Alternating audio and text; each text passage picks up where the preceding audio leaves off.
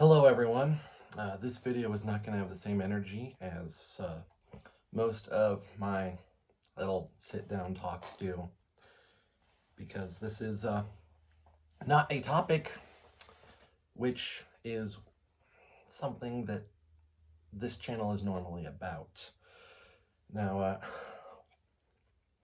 sorry, I have a lot going on today and I'm trying to get this while I eat. So, it is the day after Election Day. Results are still not solid right now, not fully in. Now, when I say not something that this channel usually likes to cover, I'm not speaking directly about politics in and of itself. Rather, it's kind of in the name. Hell yeah gaming. Just leave off the gaming part for now. Hell yeah.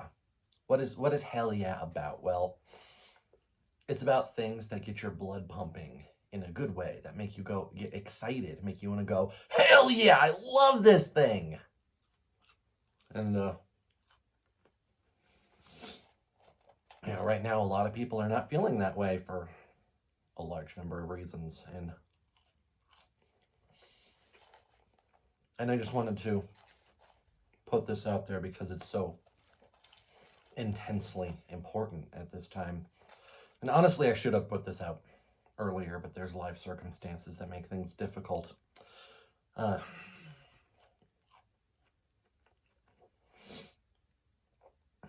Things that don't deserve a hell yeah. Bigotry, sexism, racism, genocide, both of the physical and cultural variety.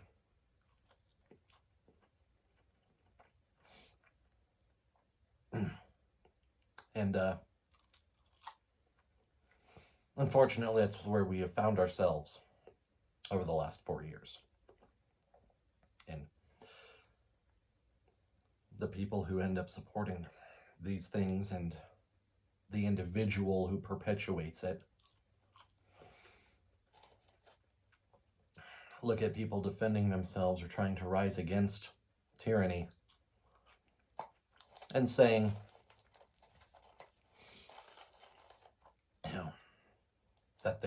that they're just as bad or even worse. And I want it to be clear, defending yourself and others against fascism, against genocide, is never wrong. Now, the means certainly may cross a line, but the act in and of itself is never wrong.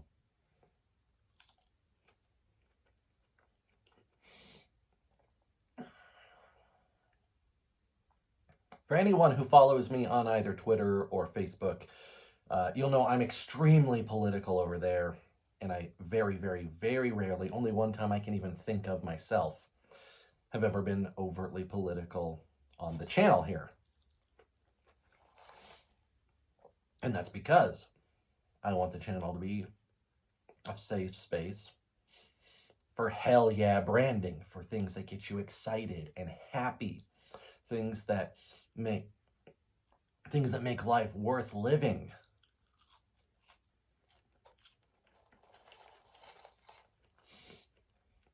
So now I'm breaking that right now.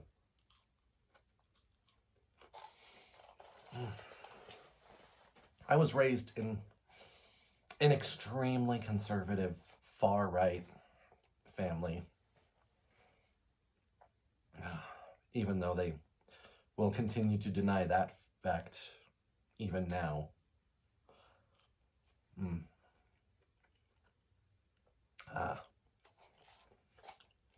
And so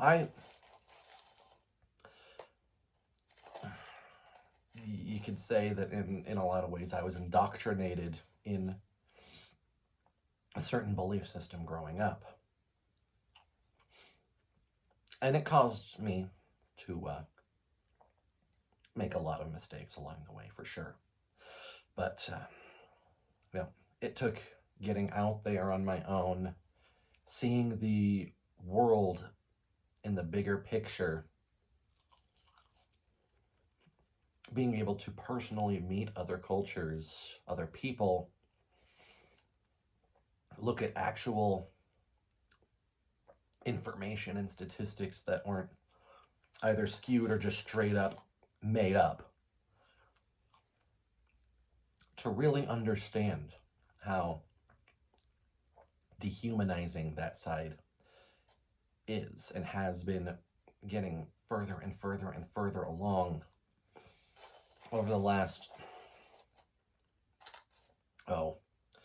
certainly across my entire lifetime, probably a good decade or two longer. America as a whole is an extremely right-leaning nation in terms of our political structure. Not the individuals, but in terms of our political structure. And it's designed to... Oh, I dropped a fry. And it is designed to stay that way by those in power. You'll always hear the Republicans decrying the Democrats for being socialist, even though the Democrats themselves are a moderate right-wing party on a global level.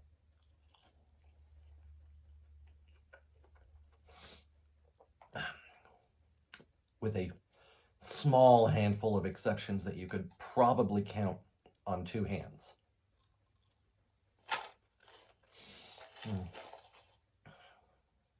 And it's just really sad to see where things have gone at this point. I do not agree with my family on most issues. And it honestly goes a lot deeper than just politics. There was a lot involved in how I was raised as well. That made things very difficult. But any attempts growing up to ask questions or provide other information were always met with an immediate, no, that's wrong, you're wrong, this is the right way. And that was just, having it slapped out of you. So, a lot of people on this end of things, they get their primary source of information from Fox News or OAN, which is awful, because Fox News at the very least is very, very much proven to be not just unreliable, but straight up lie all the time, and it's well documented. But if you try to provide the proof of this, then that's clearly fake. Even though they photoshopped the image of the same individual into multiple images of Seattle to make it look like things are far more militant and awful than they are. But when your news station cannot legally call itself news in other countries, when its primary defense against being sued for misinformation is to successfully argue in court that their claims are so wild that no rational person can take them at face value. Think about that. Their primary method to defend themselves against lying is to discredit themselves and say no one could possibly believe us.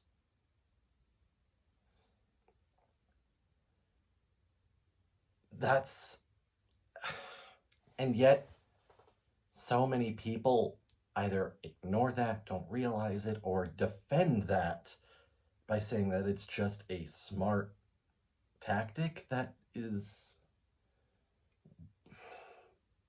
just wild.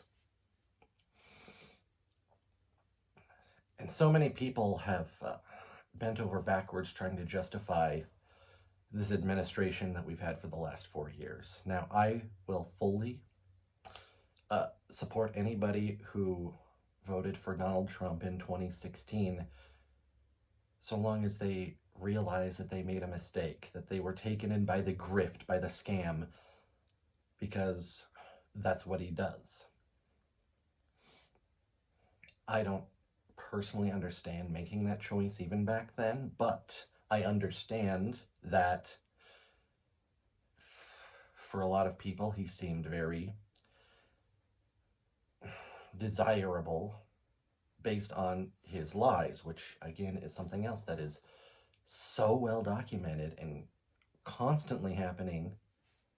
But I digress. Again, after 4 years of open sexism, racism, genocide, I cannot, in good conscience and good faith, support anybody who still believes in that thing currently occupying the Oval Office. Facts are irrelevant to these people. Science is something to be distrusted as though it were a government entity itself, which is so bizarre that they are so attached to this government when a whole lot of what they talk about is not trusting the authorities of the government. It's so weird and bizarre and unimaginable to me. But that actual experts who don't have a platform to gain on should be swept aside based on false agendas and made up conspiracies with absolutely no evidence behind them. I have this is very difficult for me right now at this moment, but this morning I've already lost a very, very close friend to me because he admitted that he did vote for Donald Trump. I've always known that this individual was right-leaning, very conservative, from a very religious household. But those things did not matter to me so much because my own personal beliefs is that the only thing you should be intolerant of is intolerance itself. Bigotry, fascism, so on and so forth. This individual expressed many misgivings with Donald Trump as well, and openly supported the libertarian candidate Joe Jorgensen, which I certainly have my own issues with, but that's a whole other ball game, and I can at least understand a libertarian mindset. But no, he admitted to me this morning that he did in fact vote for Donald Trump. And I told him a few months ago that anyone who did so would not be welcome in my life anymore. So I made good on that promise because intolerance is not something that you can allow to take root. It tries to first sprout with a friendly face by finding the people that it doesn't immediately hate and just being buddy-buddy. But then it starts spreading, it starts pulling in its friends that share the same beliefs, and before you know it, it's completely taken over. And I cannot abide by it. We fought an entire world war over this issue. That fascism was a terrible thing, that genocide was a terrible thing, and that it should not be accepted in any way, shape, or form. So I'm putting, this out there now. The final end of it is that if you voted for or support Donald Trump and you are subscribed to my channel, please unsubscribe right now. I do not want you as part of my audience ever. I do sincerely hope that you reassess your values and that you understand where I and many others are coming from. But I don't care what kind of relationship we've ever had before. I don't care about the good times when they are compared to this core issue. That's not something that I can allow to take root in my life or anywhere else. So, that's that. Thank you so much for watching. If you made it this long, then you probably don't support Donald Trump. Because why would you sit through going on 17 minutes of this rambling? If you did, you probably would have clicked off a long time ago. But it's a very, very hard time, very difficult situation. But it's just not something I can abide. So thank you all so much for watching. I hope you have a fantastic rest of your day, regardless as to who you voted for. And